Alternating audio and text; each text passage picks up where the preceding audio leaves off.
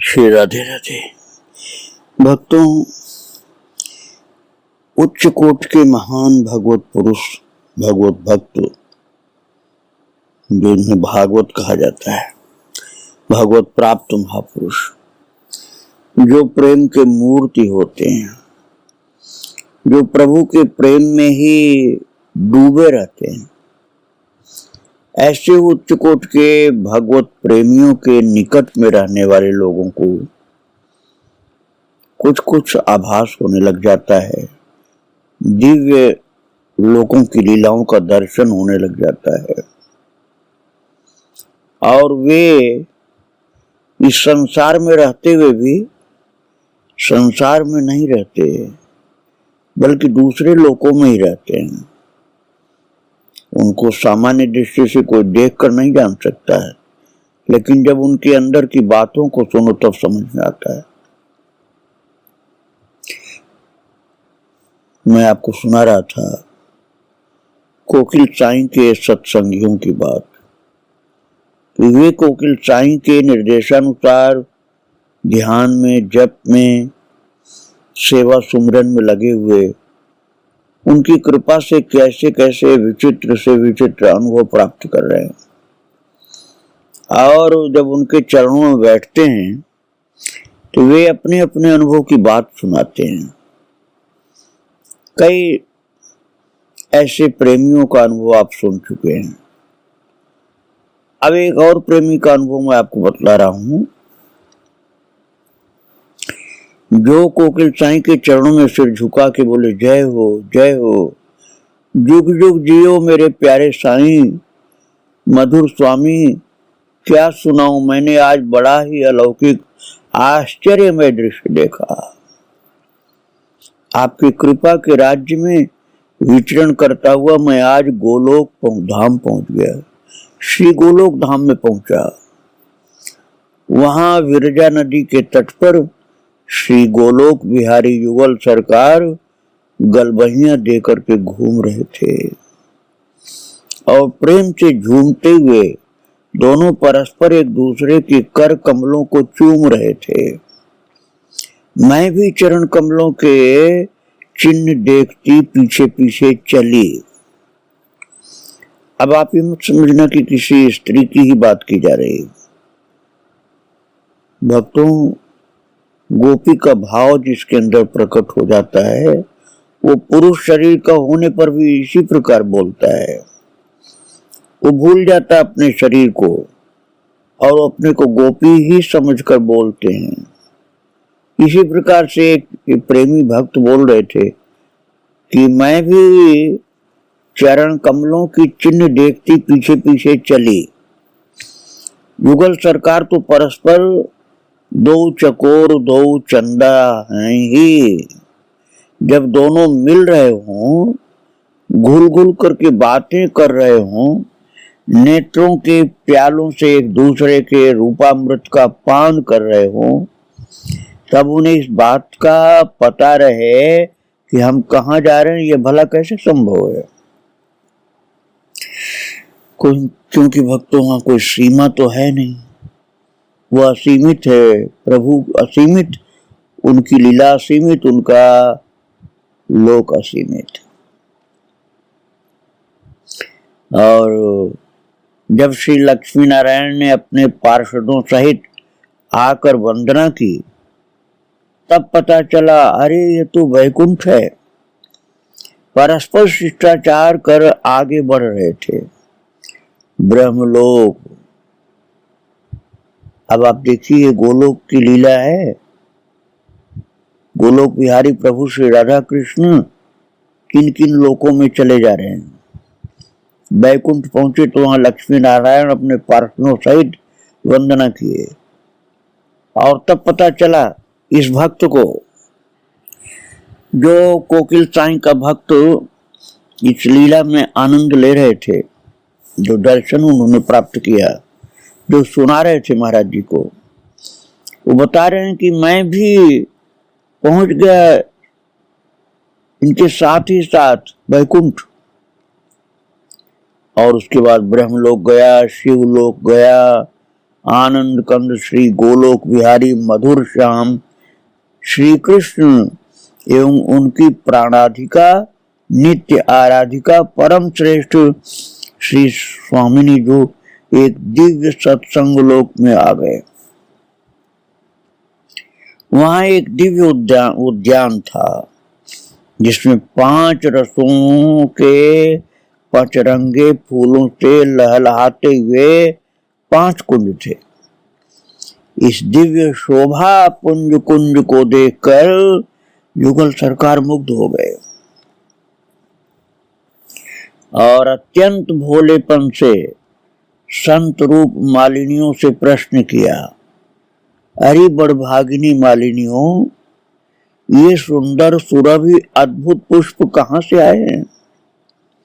इनकी भीनी भीनी महक से तो हम लोग भी मस्त हो रहे हैं। मालिनियां बोली, प्यारे प्रभु, ये फूल नहीं है, ये तो प्रेमियों के हृदय के नए नए भाव जगमगा रहे हैं। उनकी काव्यमय संगीत की आलाप पंक्ति ही पुष्पों पर रेखा के समान लिखी हुई है। बड़े बड़े संत रसिक भ्रमर बन बन करके उसे पढ़ रहे हैं और गुंजार कर रहे हैं। भक्तों, उस समय युगल सरकार ने पूछा, वे प्रेमी कहाँ हैं? तो मालिनियों ने कहा, वे इस समय पृथ्वी पर प्रभु गुणानुवाद के जल से इन भावमय पुष्पों को सींच रहे हैं। और भक्तों, ये सुन करके भोले भाले प्रियतम उन प्रेमी संतों का दर्शन करने के लिए अत्यंत उत्सुक मुग्ध हो गए और ब्रजमंडल में आ गए, लगे प्रेमियों को ढूंढने। प्रियतम ने जो प्यारी के हृदय की ओर देखा तो उसमें कुछ प्यास मालूम पड़ी। वैसे तो उसे प्रियाजू का हृदय प्यास रूप ही है और वो नित्य श्यामामृत का पान करके आनंद प्राप्त करती है, लेकिन बुझती नहीं है, बढ़ती ही जाती है। प्यारी जी को रूप मानो प्यास ही को रूप है, तथापि प्रिया जी की प्यास प्रियतम से सहन नहीं हुई। श्याम सुंदर जल लेने श्री वृंदावन की ओर दौड़ पड़े। वियोग से लगी प्यास तो मिलन से बुझती है, परंतु मिलन में लगी प्यास कैसे बुझे? वियोग से कब बुझेगी? एक तो श्री वृंदावन स्वयं ही वन है, भूल ही यहाँ का स्वरूप है, और दूसरे यहाँ की गलियां बड़ी टेढ़ी मेढ़ी, गोकुल गांव को पैणो ही न्यारो। तीसरे श्री श्याम सुंदर सीधे साधे भोरे भारे। चौथे प्रेम के नशे में चूर। पांचवें श्री प्रिया जी की स्मृति में छके हुए, अतः नित्य नूतन मार्ग को पहचान न सके। एक वृक्ष के नीचे श्री प्रिया जी के ध्यान में मग्न होकर बैठ गए। यहाँ श्री प्रिया जी प्रियतम को जाते देख ध्यान मग्न हो गई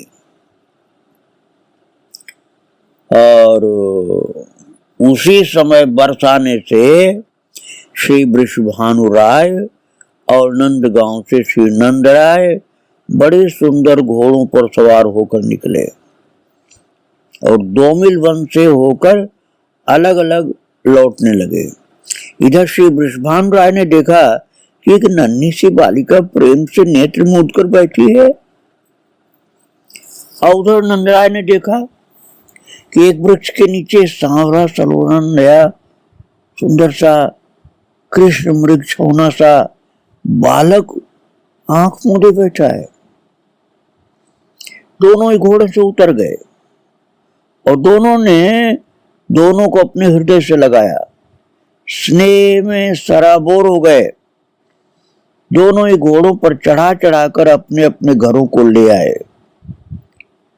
माताओं ने आह्लादित होकर आरती उतारी। इधर श्री कीर्ति रानी, उधर श्री यशोदा महारानी दोनों शिशुओं को गोद में लेकर परम आह्लादित हुई। सारे ब्रजमंडल में धूम मच गई। युगल अपनी माताओं की गोद में खिलकने लगे। बरसाने में लोग गाने लगे, जय जय श्री वृषभानु किशोरी। उधर नंद गांव में नंद के आनंद भयो, जय कन्हैया लाल की। नंद महर घर ढोटा जायो, नंद महर घर ढोटा जायो, बरसाने ते टीके आयो। भक्तों, इस प्रकार का दर्शन प्राप्त किया था कोकिल साई का प्रेमी साधक। जो दर्शन किया था वो पूरा का पूरा सुना दिया। तब तक एक प्रेमी जो एक नशा में धुत सा दिखलाई पड़ रहा था, उसके आंखें होते हुए भी देख नहीं रहा था, कान होते हुए सुन नहीं रहा था, मतवाला सा बैठा था, वो धीरे से बोल पड़ा, मस्तक जमीन पर टिका कर, प्राण प्यारे बाबुल। बाबुल का मतलब साईं जी।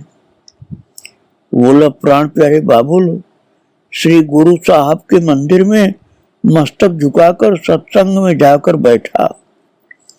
वहां ये कथा हो रही थी। महारानी श्री जनक नंदिनी अपने वनवासी प्राणनाथ की सेवा करके उन्हें किस प्रकार सुख पहुंचा रही हैं। उन्होंने प्रियतम के आनंद के लिए पर्ण कुटीर के चारों ओर गमलों की सुंदर फुलवारी बनवाई है। वे स्वयं अपने हाथों गोदावरी से जल के कलश भर भर कर उन्हें सींचती हैं। अपने प्रियतम के विराजमान होने के लिए गोबर से लिपि पुती स्वच्छ वेदिका बनाई है। भक्तों, ये जो कोकिल साई के प्रेमी भक्त लोग थे, कोई श्याम की, कोई राधा रानी की, कोई जानकी की, अलग अलग भावना के अनुसार उनको दर्शन हो रहा था।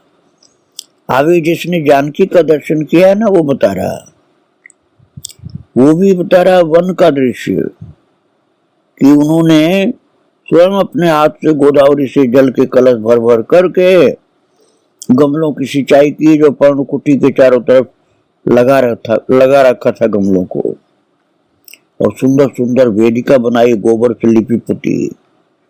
और फिर वो कहने लगा कोकिल साई से, वो भक्त, कि जब मैंने ये सब सुना देखा, ये सुन करके मेरा मन बहुत व्याकुल हुआ। कहाँ तो साकेत नाथ की प्राणेश्वरी, प्राण वल्लभा अत्यंत सुकुमारी श्री श्रीजू अम्बा, और कहाँ ये वनवासी जीवन।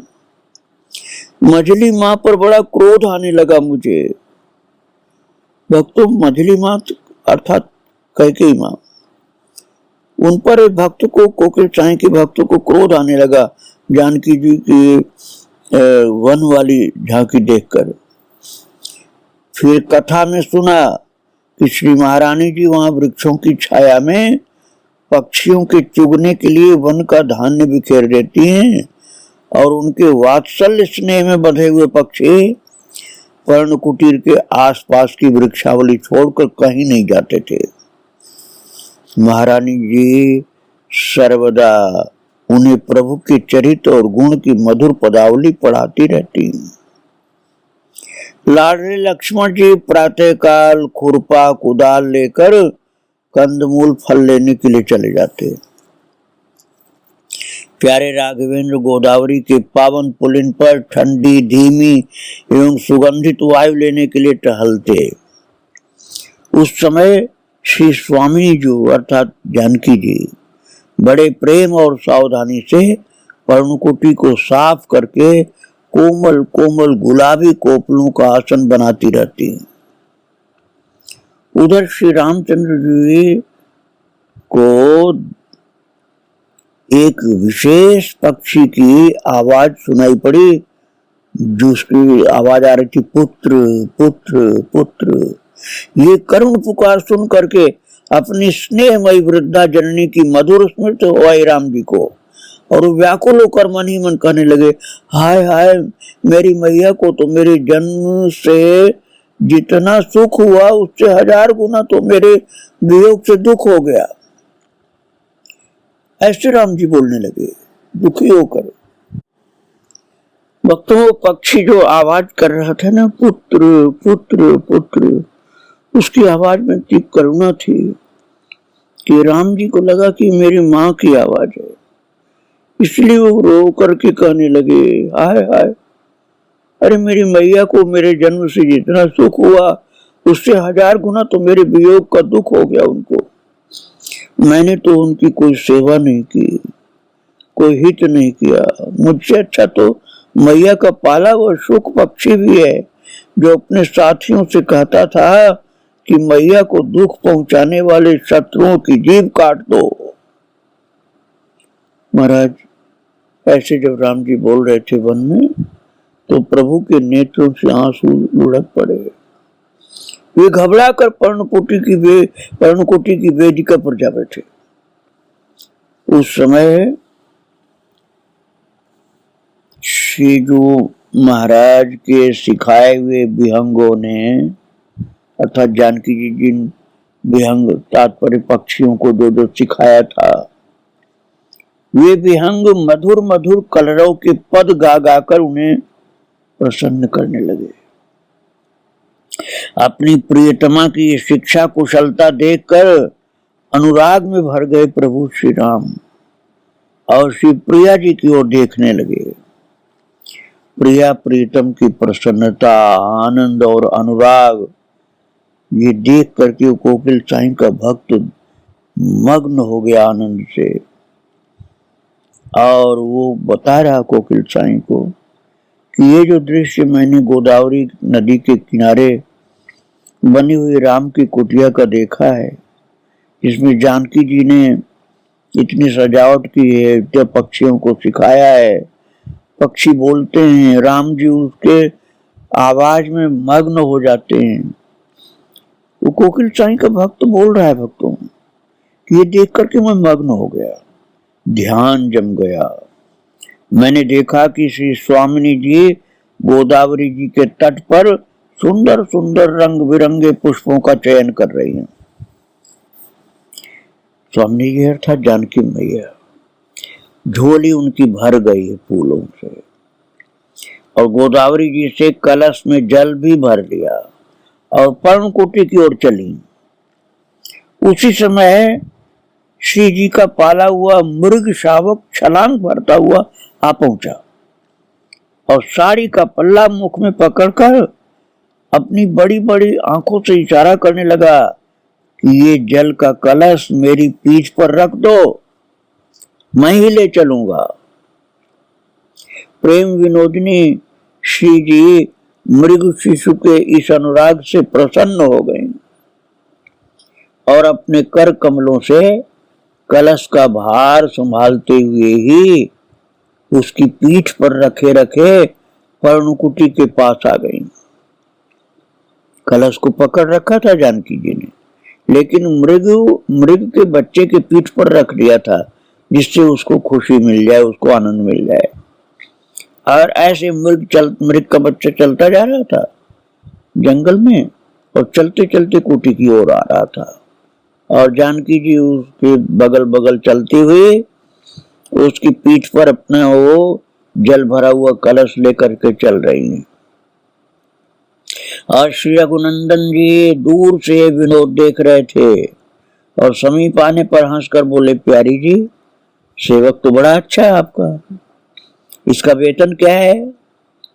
राम जी पूछ रहे हैं जानकी जी से कि इसका वेतन क्या है जो जल पीठ पर लाद करके लेकर आता है? तो श्री जी महारानी ने मुस्कुरा कर कहा, प्रभु का कृपावलोकन, अर्थात इसको आप जो प्रेम से देख लेते हैं ना, यही इसको वेतन प्राप्त हो गया। आपका दुलार प्राप्त करने के लिए सारा भार अपनी पीठ पर ले आया है। कितना छोटा बच्चा है हिरण का। प्रभु ने आनंद में भरकर मृग शिशु को अपनी गोद में ले लिया, अपने बलकल से उसका शरीर पोंछ करके चूम लिया और बोले, बेटा अपनी माँ की सेवा करते हुए सुखी रहो। भगवान ने हिरण के बच्चे को आशीर्वाद दिया। अपनी मां अर्थात जानकी जी की सेवा करते हुए सुखी रहो। प्रभु के मुख से आशीर्वाद हिरण के बच्चे के लिए निकला है। भक्तों कोकिल साईं का जो ये सेवक था, ये शिष्य, ये भक्त, ये दृश्य देखा था और वही सुना रहा है। वो कह रहा है, वो कोकिल साईं का भक्त, कि मैं मन ही मन उस मृग शिशु के भाग्य की सराहना करने लगा और आनंद मग्न हो गया। उसी समय श्री लक्ष्मण लाल कंद मूल फल लेकर के आ गए। युगल सरकार प्रसन्न होकर के उस फलाहार को पाने के लिए बैठे।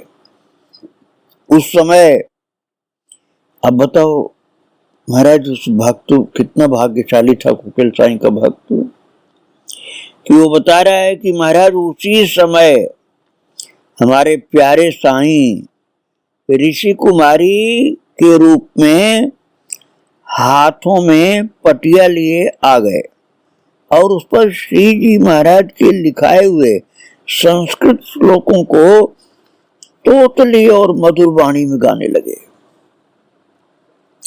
उन श्लोकों को सुनकर युगल सरकार और लक्ष्मण लाल हंस हंस कर लोटपोट होने लगे। ये सारा दृश्य कोकिल साईं के इस भक्त ने देखा था, जो कोकिल साईं को सुनाया। कितने बड़भागी इस भक्त लोग थे, जो कि महाराज जी के सानिध्य में भगवान की दिव्य दिव्य लीलाओं का दर्शन किया करते थे। भक्तों कोकिल साईं आनंद विभोर हो रहे थे उस भक्त के अनुभव को सुनकर। तब तक एक प्रेमी और धीरे से अपने सिर को ऊपर उठाया, जो अभी तक सिर झुकाए बैठा था, और कोकिल साईं को प्रणाम करके अपनी आंखों के प्रेम भरे आंसुओं से जो झड़ी लगी थी आंसुओं की, वो संभालते हुए धीरे से बोलना शुरू किया। कृपा निधान साईं, मैंने भक्ति की भांग पीकर संत सदगुरु साईं की जय जयकार मनाई और नींबू के पेड़ के नीचे बैठकर ध्यान लगाया। नाम जप की एकाग्रता में बाह्य संसार को खो गया और भगवान की एक नवीन लीला का दृश्य देखा। मैंने देखा कि बाबा नंदराय गोप मंडली और ग्वाल बालों के साथ मथुरा से लौट रहे हैं, परंतु प्यारे कन्हैया के साथ न जाने के कारण, क्योंकि वो साथ में तो जाने पर उदास, थके, चिंता मग्न और दुखी हो रहे हैं। वे सोच रहे हैं, हाय हाय, प्यारे कन्हैया के बिना मुझे अकेला देखकर महर की क्या दशा होगी। वो जब मुझसे पूछे कि मेरा लाला कहाँ है, तो मैं क्या उत्तर दूंगा? वो सोना सोना महल में कैसे देख सकूंगा? हाय, वसुदेव ने मेरी निधि लूट लिया वसुदेव ने मुझको। मैं भाग्यहीन सा होकर लौट रहा हूँ। एक एक क्षण का जीना भार हो रहा है। अब मैं जीकर क्या करूंगा? बाबा नंदराय अचेत होकर गिर पड़े। श्री उपनंद आदि गोपों ने और ग्वाल बालों ने संकीर्तन शुरू कर दिया। गोविंद जय जय गोपाल जय जय, गोविंद जय जय गोपाल जय जय। भक्तों कीर्तन की ध्वनि सुन करके थोड़ा सचेत हुए नंद बाबा। कुछ सावधान से होकर बोले, भैया तुम लोग अब मुझे छोड़ जाओ, मैं किसी को मुख दिखाने लायक नहीं हूँ।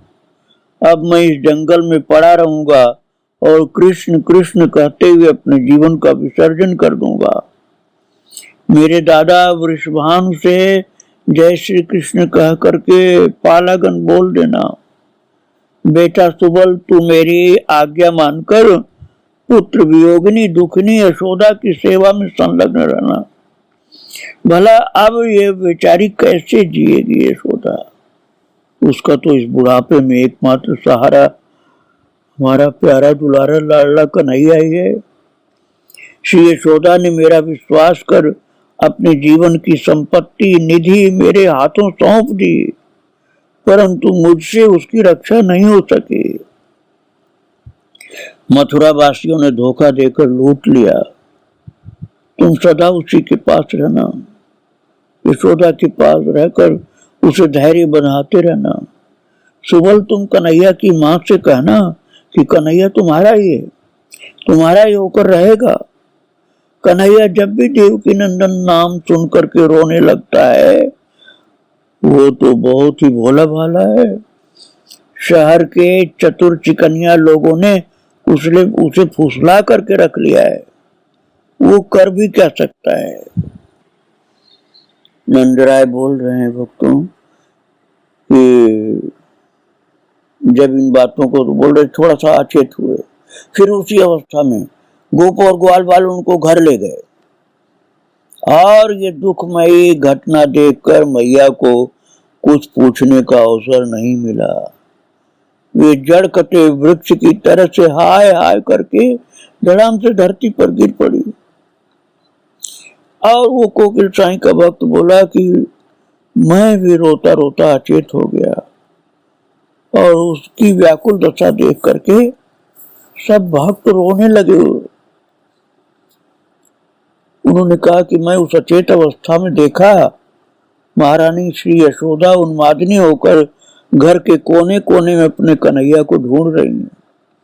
श्री रोहिणी देवी उन्हें संभालती हैं। रोहिणी देवी के सहारे मैया बैठी हुई है और उनके चरणों में सिर झुका करके सुबल सखा रो होकर निवेदन कर रहा है, मैया, मीठी मैया, आप धैर्य धारण करो।